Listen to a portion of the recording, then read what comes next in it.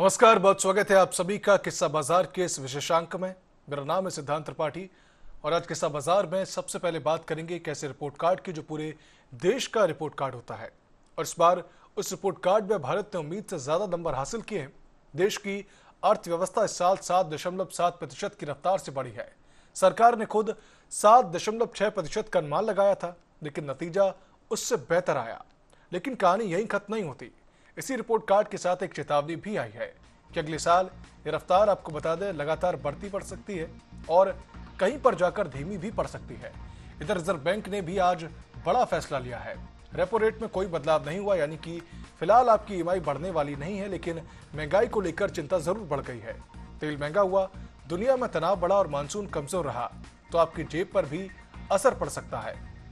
और आज एक तीसरी बड़ी बात भी हुई है। सरकार ने जीडीपी मापने का तरीका बदल दिया है और अब सवाल है कि आखिर जीडीपी होती क्या है, बेस ईयर क्या होता है और इन सब का आपकी जिंदगी से क्या लेना देना है।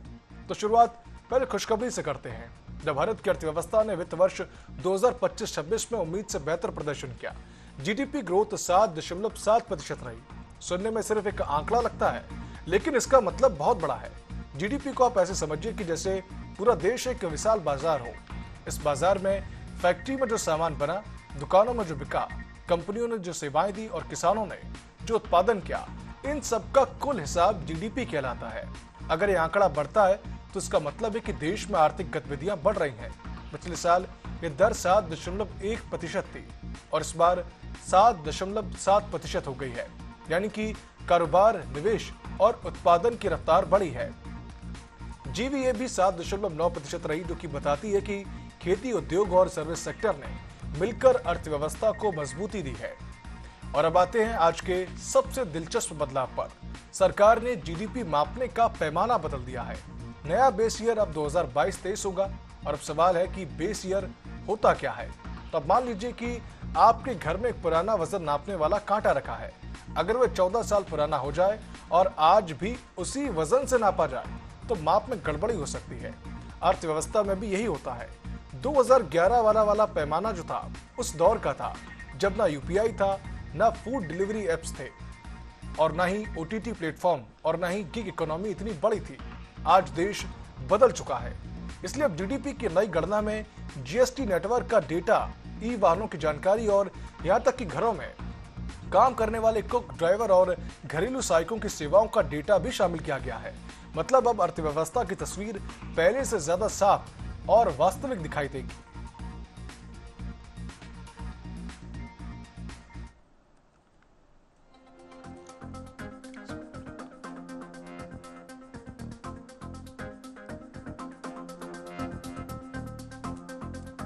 मान लीजिए 2011 में एक पेन 5 रुपए का था और आज वही पेन 10 रुपए का है।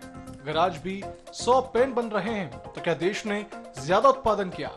जरूरी नहीं, हो सकता है कि सिर्फ कीमत बढ़ी हो।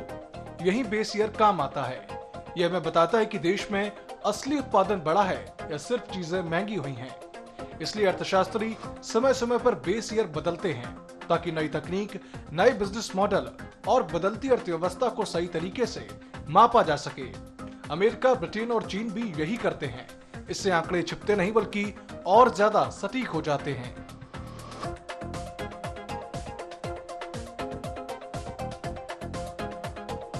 अब आते हैं उस हिस्से पर जहां आरबीआई ने चेतावनी दी है।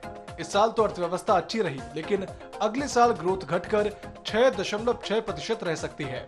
पहली वजह है मध्य पूर्व में बढ़ता तनाव। दुनिया की अर्थव्यवस्था एक बड़ी सड़क की तरह है।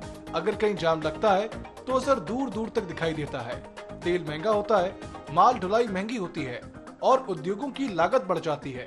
दूसरी चिंता मॉनसून है। अगर बारिश कम हुई तो खेती प्रभावित होगी।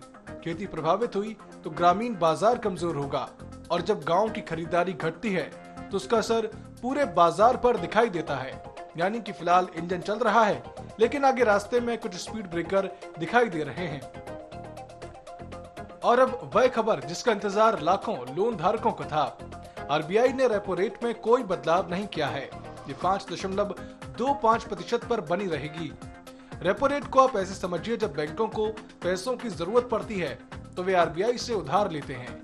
जिस ब्याज दर पर यह उधार मिलता है वही रेपो रेट कहलाती है। अगर रेपो रेट बढ़ेगी तो बैंकों का खर्च बढ़ेगा और बैंक ग्राहकों के लिए लोन महंगे कर देंगे। अगर रेपो रेट घटेगी तो लोन सस्ते हो जाएंगे। आज आरबीआई ने इसे जस का तस रखा है, मतलब कि फिलहाल होम लोन, कार लोन और दूसरे कर्जों की ईएमआई पर अतिरिक्त दबाव नहीं आने वाला। तस्वीर का आखिरी हिस्सा सबसे संतुलित है। एक तरफ आरबीआई ने महंगाई का अनुमान बढ़ाकर 5.1% कर दिया है, यानी कि आने वाले समय में ईंधन और ऊर्जा की कीमतें दबाव बना सकती हैं। लेकिन दूसरी तरफ अच्छी खबरें भी हैं। सर्विस सेक्टर मजबूत बना हुआ है, शहरों में खपत जारी है, रोजगार बाजार स्थिर दिखाई दे रहा है। विदेशी निवेशकों के लिए भी नए रास्ते खोले गए हैं ताकि भारत में ज्यादा पूंजी आए। और एक बड़ा बदलाव यह भी होगा कि सरकार 1950 तक के पुराने आर्थिक आंकड़ों को नए पैमाने पर दोबारा तैयार करेगी। मतलब कि आने वाले वर्षों में भारत की अर्थव्यवस्था की तस्वीर पहले से ज्यादा साफ दिखाई देगी।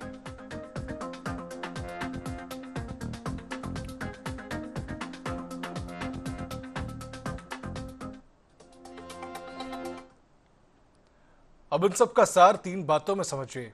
पहली, भारत की अर्थव्यवस्था ने साल उम्मीद से बेहतर प्रदर्शन किया। दूसरी, अगले साल रफ्तार थोड़ी धीमी पड़ सकती है, इसलिए महंगाई और मानसून पर नजर रखनी होगी। और तीसरी, ईएमआई फिलहाल सुरक्षित है, लेकिन जेब पर पड़ने वाले दबाव को लेकर आरबीआई सतर्क है।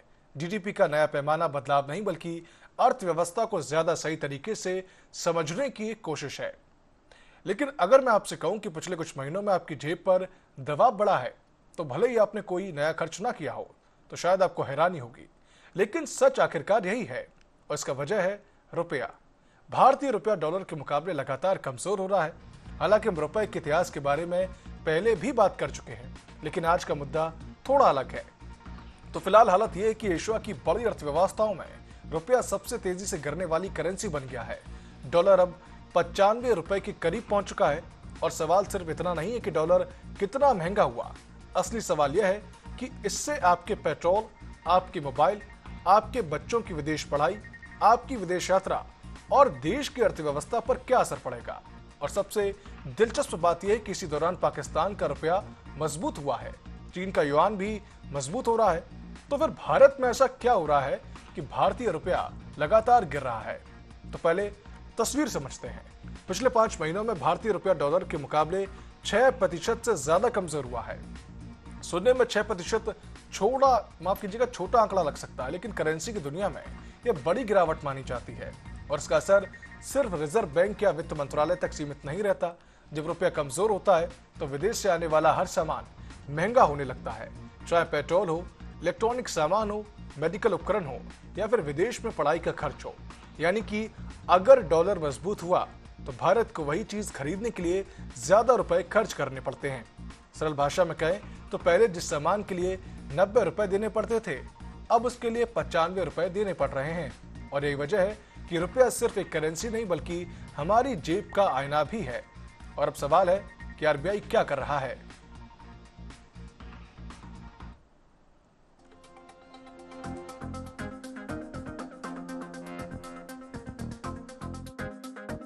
अब सवाल आता है कि आखिर डॉलर ही इतना ताकतवर क्यों है?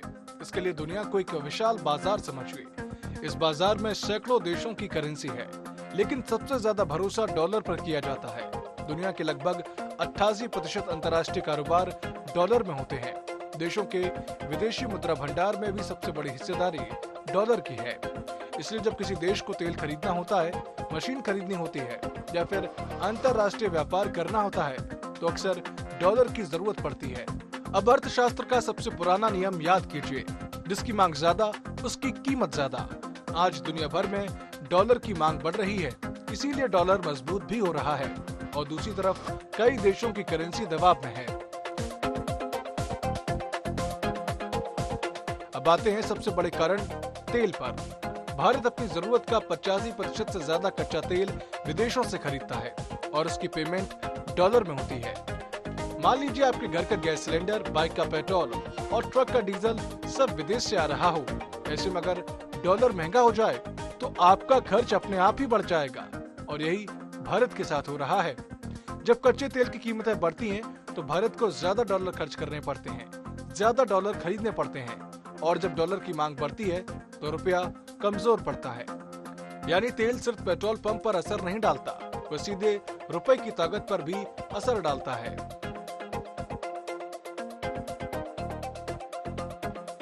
बाजार सिर्फ आंकड़ों से नहीं चलता, कई बार बाजार डर से भी चलता है और फिलहाल रुपए के साथ यही हो रहा है।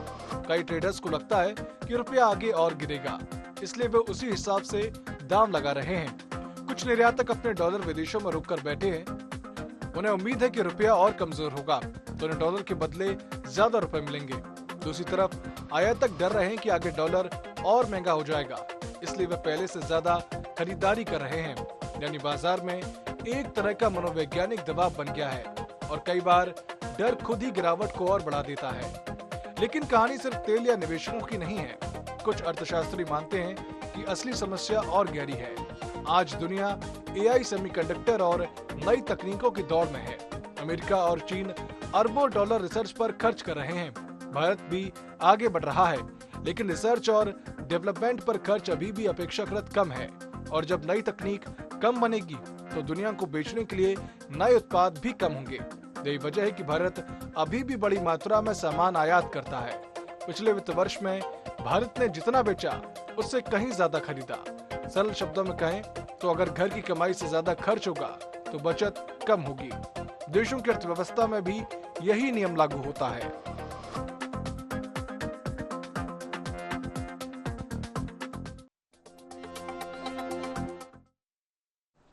तो सवाल यही है कि आरबीआई इस समय क्या कर रहा है। जब रुपया तेजी से गिरता है तो रिजर्व बैंक अपने विदेशी मुद्रा भंडार से डॉलर बेचता है और इसका मकसद होता है कि बाजार में डॉलर की कमी को दूर करना और रुपए पर दबाव कम करना।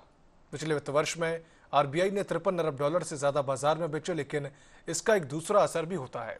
जितने ज्यादा डॉलर बेचे जाएंगे, विदेशी मुद्रा भंडार उतना ही कम होगा। अब बहस इस बात पर है कि क्या डॉलर 100 रुपए तक पहुंच सकता है, क्योंकि कुछ अर्थशास्त्री कहते हैं कि 100 का सिर्फ एक आंकड़ा है, तो दूसरे विशेषज्ञ मानते हैं कि मनोवैज्ञानिक रूप से बड़ा झटका होगा और इससे महंगाई का दबाव और बढ़ सकता है। फिलहाल सबकी नजरें तेल की कीमतों, विदेशी निवेश और आरबीआई की अगली चाल पर टिकी हुई हैं। तो बात अब एकदम साफ है कि रुपया इसलिए कमजोर हो रहा है क्योंकि तेल महंगा है, डॉलर की मांग बढ़ी है और विदेशी निवेश कम हुआ है। तो वहीं कुछ दबाव वैश्विक भी है, लेकिन कुछ चुनौतियां हमारी अपनी अर्थव्यवस्था के भीतर भी हैं और आरबीआई फिलहाल रुपया संभालने की कोशिश कर रहा है, लेकिन लंबी लड़ाई तकनीक, निवेश और निर्यात बढ़ाने से ही जीती जाएगी। क्योंकि आखिरकार मजबूत रुपया सिर्फ करेंसी की ताकत नहीं बल्कि अर्थव्यवस्था की ताकत का भी संकेत होता है। और एक समय था जब जेब में नकद पैसा होना बेहद जरूरी माना जाता था। फिर एटीएम आए, डेबिट कार्ड आए, क्रेडिट कार्ड आए, उसके बाद आया यूपीआई और उसने भारत में पैसे के लेन देन का तरीका ही बदल दिया। आज चाय की दुकान से लेकर बड़े बड़े मॉल तक सिर्फ मोबाइल निकालिए और पेमेंट हो जाता करती है, माफ कीजिएगा। लेकिन अब सवाल यह है कि क्या यूपीआई के बाद भी पेमेंट सिस्टम में कोई नई क्रांति आने वाली है, क्योंकि आरबीआई एक ऐसी चीज पर काम कर रहा है जिसे कहा जा रहा है डिजिटल रुपया, ई रूपी या सीबीडीसी यानी कि सेंट्रल बैंक डिजिटल करेंसी। कई लोग इसे क्रिप्टो करेंसी समझ रहे हैं, कुछ लोग इसे यूपीआई का एक नया वर्जन मान रहे हैं और कुछ सोचते हैं कि शायद भविष्य में कैश ही खत्म हो जाएगा। लेकिन सच क्या है? क्या ई रूपी यूपीआई से अलग है? क्या ये बिटकॉइन जैसा है? और क्या इसमें पैसा रखना सुरक्षित है? और क्या आने वाले समय में हमारी जेब में रखे नोट मोबाइल के अंदर शिफ्ट हो जाएंगे? आपको बता दें कि सबसे पहले आपको ये समझना बेहद जरूरी है कि डिजिटल रुपया आखिर है क्या। तो मान लीजिए कि आपकी जेब में 500 रुपए का एक नोट रखा है। अब सोचिए, वही 500 रुपए किसी बैंक अकाउंट में नहीं बल्कि आपके मोबाइल के एक डिजिटल वॉलेट में रखे हों। बस यही है डिजिटल रुपया। आरबीआई इसे सेंट्रल बैंक डिजिटल करेंसी यानी कि सीबीडीसी कहता है। सबसे महत्वपूर्ण बात यह है कि इसे कोई निजी कंपनी नहीं चला रही, इसे सीधे भारतीय रिजर्व बैंक जारी करता है। जिस तरह आपको बता दें, एक 100 रुपए के नोट के पीछे आरबीआई की गारंटी होती है, उसी तरह ई रुपए के पीछे भी आरबीआई की गारंटी होती है। यानी ये कोई पॉइंट्स, रिवॉर्ड्स या वर्चुअल टोकन बिल्कुल भी नहीं है, ये असली रुपया है, बस डिजिटल के रूप में है। आप समझ लीजिए कि सबसे बड़ा कंफ्यूजन दूर किया जाए आपका। यूपीआई और ई रुपये एक चीज नहीं है। जैसे कि यूपीआई को एक ऐसे समझिए कि एक सड़क है और उस सड़क पर चलने वाली गाड़ी है आपका पैसा। जब आप यूपीआई से भुगतान करते हैं तो पैसा आपके बैंक अकाउंट से निकलकर दूसरे के बैंक अकाउंट में जाता है। लेकिन ई रूपी में पैसा सीधे एक डिजिटल वॉलेट से दूसरे डिजिटल वॉलेट में जाता है। मतलब बैंक अकाउंट बीच में जरूरी नहीं होता। यानी कि यूपीआई भुगतान करवाता है, लेकिन ई रूपी खुद पैसा है। सरल भाषा में कहें तो यूपीआई डिजिटल ट्रांसपोर्ट है और ई रूपी डिजिटल कैश है। इसका मतलब एक तरीके से और समझ सकते हैं आप कि जैसे आपके पास 100 रुपए या 500 रुपए का नोट होता है, उसी तरीके से, क्योंकि वो 100 रुपए का नोट और 500 रुपए का नोट बैंक में जमा नहीं होता है, वो आपके पास होता है। डिजिटल रुपए भी वही है। आपके पास पैसा है, लेकिन वो बैंक में नहीं, आपके मोबाइल वॉलेट में है। और अब सवाल है कि इसे रखा कहाँ जाएगा। जैसे कि नगद पैसा रखने के लिए पर्स होता है, वैसे ही डिजिटल रुपए रखने के लिए ई वॉलेट होता है, जिसकी हम बात कर रहे हैं। ये मोबाइल ऐप के रूप में काम करेगा। आप बैंक के जरिए वॉलेट एक्टिवेट करेंगे और उसमें डिजिटल रुपया लोड कर सकेंगे। मान लीजिए आप अपने वॉलेट में 1000 रुपए का ई रूपी रखा। अब उसी पैसे से दुकान पर भुगतान कर सकते हैं, दोस्त को पैसा भेज सकते हैं या बाद में खर्च करने के लिए उसे वॉलेट में रख सकते हैं। कई जगहों पर तो मौजूदा क्यूआर कोड भी काम कर रहे हैं। यानी ग्राहक के अनुभव को आसान बनाने की कोशिश की जा रही है।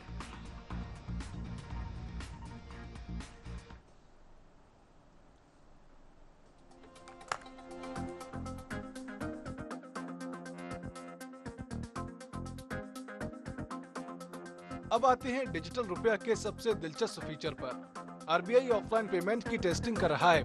यानी कि भविष्य में ऐसा हो सकता है कि इंटरनेट कमजोर हो, मोबाइल डेटा बंद हो या नेटवर्क बिल्कुल ना हो, फिर भी डिजिटल रुपया काम करे।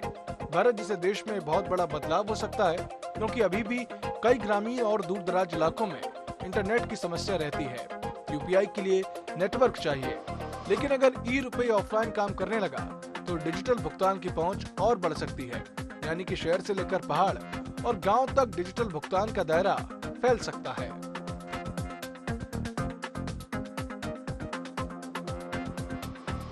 अब सबसे जरूरी सवाल, क्या पैसा सुरक्षित रहेगा? आरबीआई का कहना है कि रुपये के लिए मजबूत साइबर सिक्योरिटी फ्रेमवर्क बनाया गया है। अगर फोन खो जाए तो उसी मोबाइल नंबर और सिम के जरिए वॉलेट रिकवर किया जा सकता है। फिलहाल ये सिस्टम बैंकिंग केवाईसी के जरिए संचालित हो रहा है। एक और अच्छी बात यह है कि अभी ई रूपी वॉलेट और ट्रांजैक्शन पर कोई अतिरिक्त शुल्क नहीं है। लेकिन यहाँ एक बात समझना बेहद जरूरी है।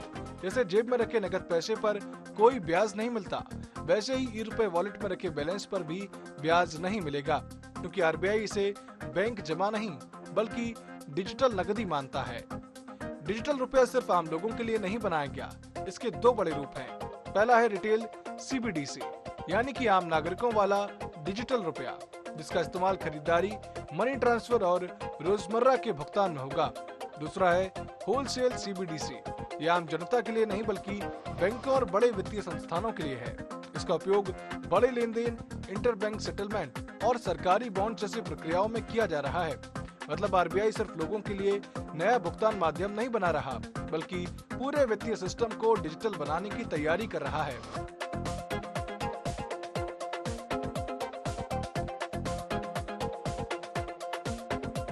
अब बात उस फीचर की जो भविष्य बदल सकता है।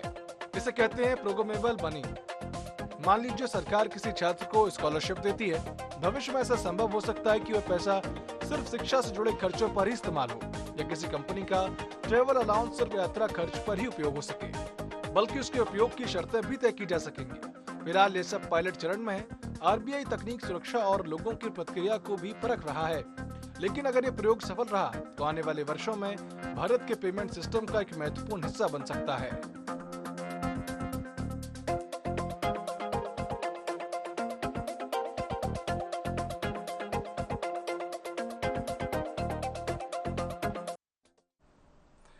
तो आपने देखा किस तरीके से रुपया गिरता जा रहा है और क्या ई रुपये की हकीकत है। इसी के साथ किस्सा बाजार के इस विशेषांक में फिलहाल इतना ही। आप देखते रहिए एशिया न्यूज़। नमस्कार।